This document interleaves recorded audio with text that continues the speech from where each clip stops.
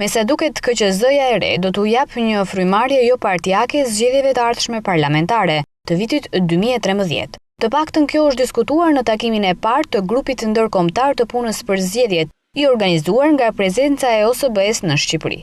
Ambasadori i OSBE-s në Tiranë, Eugen Wolfarth, ka vënë theksin se anëtarët e rinj të Komisionit Qendror të Zgjedhjeve e kanë nisur punën me vrull dhe duan të mos nikohen nga partitë politike.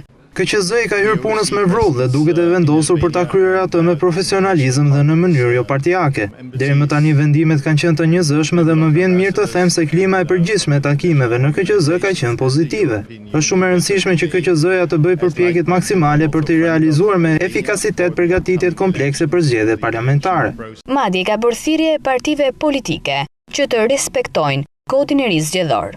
Konsensusi i arritur nga partitë kryesore parlamentare për të përfunduar me sukses reformën zgjedhore duhet të pasohet nga një zbatim i plot dhe i sinqert i kodit të ndryshuar zgjedhor nga të gjithë aktorët e përfshirë. Ne propozuam hartimin e një kodi sjelljeje për partitë politike, i cili ka për qëllim të shmangë përdorimin e një gjuhë të papërshtatshme gjatë fushatës së ardhme zgjedhore. Në një takim që pata me Presidentin e Republikës më 26 tetor, diskutuam hartimin e një kodi të tillë. Ai e mirëpriti këtë nismë dhe premtoi mbështetje të plot me synimin që së bashku me prezencën të hartojë ky kod dhe të merrë miratimi i partive politike. Sigurisht që ne e mirëpresim mbështetjen e bashkisë diplomatike këtu në Shqipëri për këtë përpjekje, e cila besojmë se do të kontribuojë për të siguruar zgjedhje të lira dhe të drejta.